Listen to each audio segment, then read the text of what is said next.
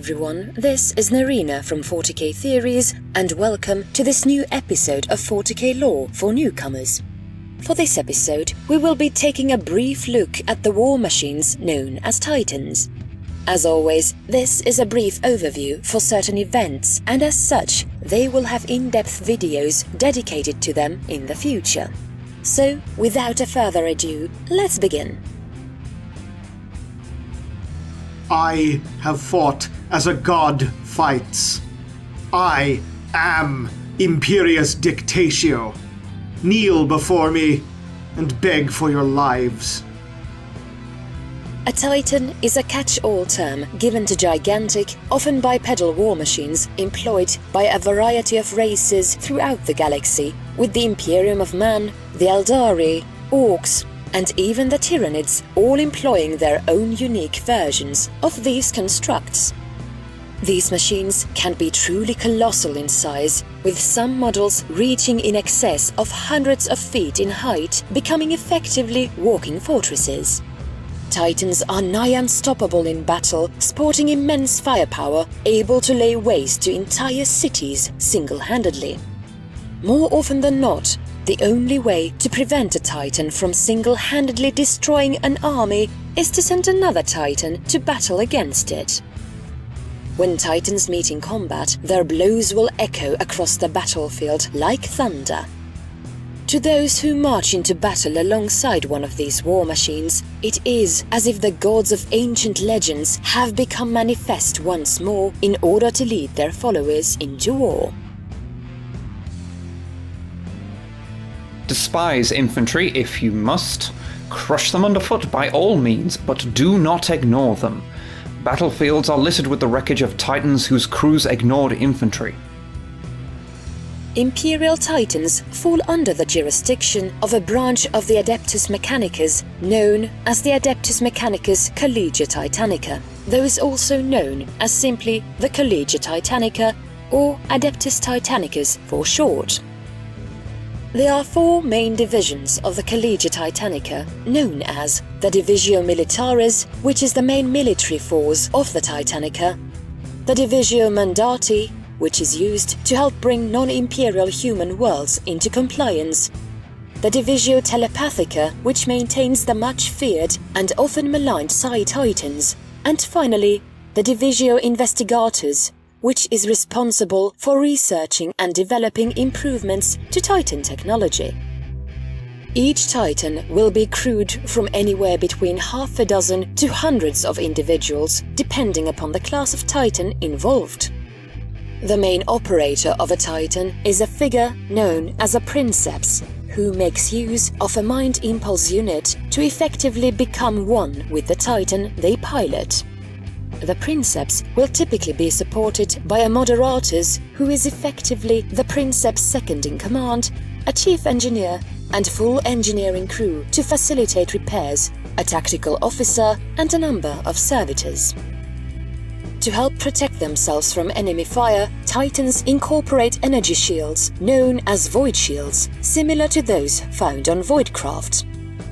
Titans will normally boast multiple void shield generators in order to create numerous overlapping shields for maximum protection, though these can be bypassed by teleportation in most instances.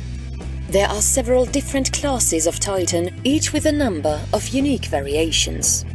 These include the Warhound Scout Titan, which at 14 meters in height is the smallest class of Titan, is extremely fast by Titan standards. They typically operate in pairs in order to harass and bring down much larger prey, as well as tear through the enemy's line of infantry and vehicles. The Reaver Battle Titan provides close support for a traditional battlefield shock assault role. Standing at around 22 meters in height, they are not as large or as powerful as a Warlord Titan, but they are still dangerous machines, and only the foolish would dare underestimate them.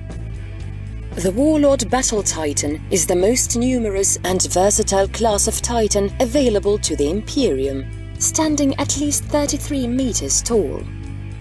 Because of its easily adaptable design, it frequently becomes the testbed for the new technologies devised by the Divisio Investigatus.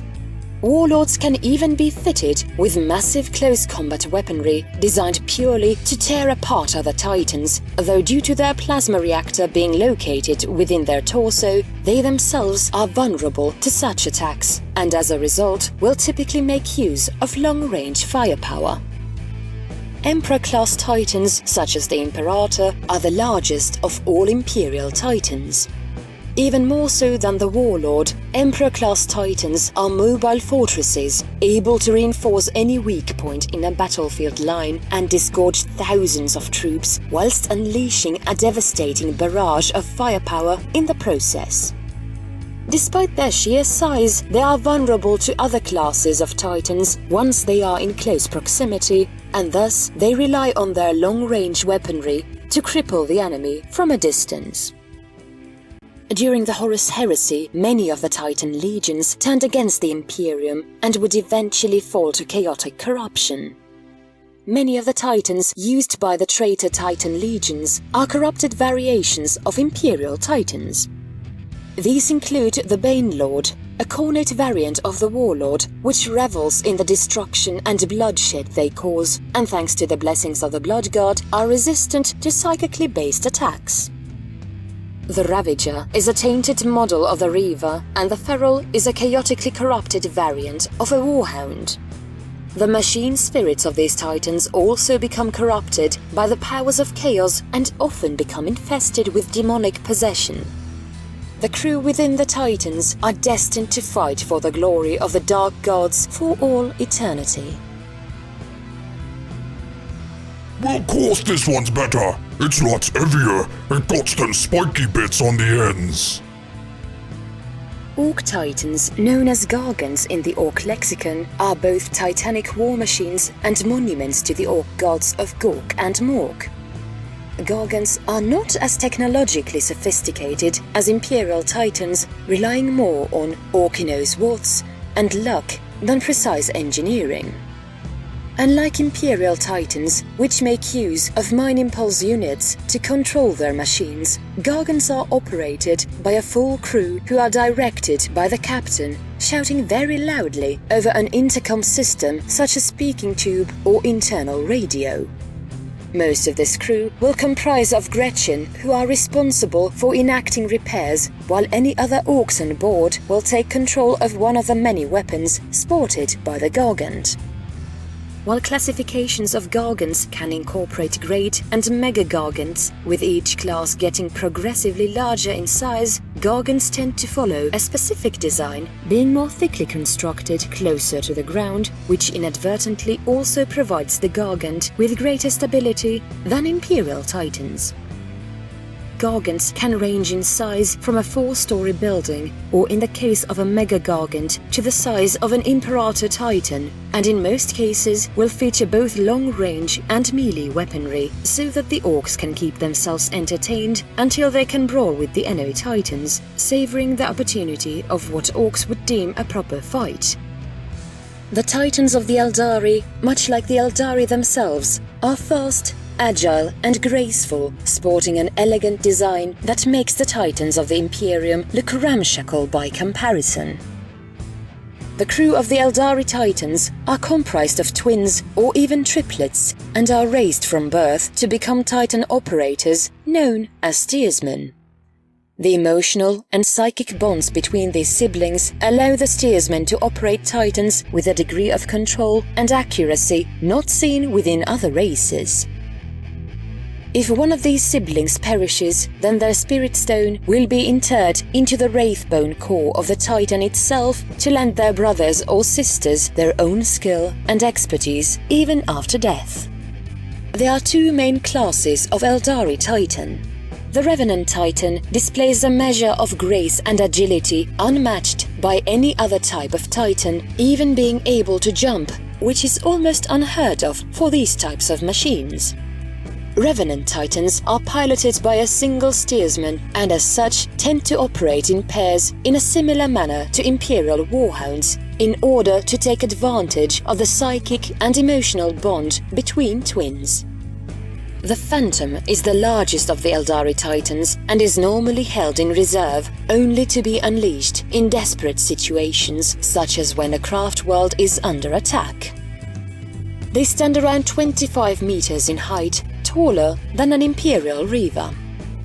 The Phantom also has a variant known as the Warlock Titan, which houses the spirits of seers within their Wraithbone core. This variant is said to be able to move in time with the threads of fate and psychically alter the course of its shots in order to hit their target. Unlike every other race that utilizes Titans, the Tyranids do not manufacture nor pilot such machines, but instead the Hive fleets will birth massive organisms that are designated as Bio-Titans. The most notorious of these is the Hierophant. While the Hierophant is rather small compared to most Titan-class war machines, standing in at only 14 meters in height, it is still nonetheless an exceptionally dangerous organism, emitting clouds of toxic spores around it. As the creature does not require a crew, being directly guided by the will of the hive mind like other Tyrannid bioforms, the Hierophant is able to react to threats with much greater speed and ease than the Titans of other races. In addition, the creature is rapidly able to regenerate wounds inflicted upon it, as well as being supremely adaptable, making them a terrifying threat upon the battlefield. And that concludes this edition of 40k Lore for Newcomers. If you like this video, consider supporting us on Patreon for more content. To those who are new to 40k, we hope you learned something. So, leave a comment below, and thanks for watching.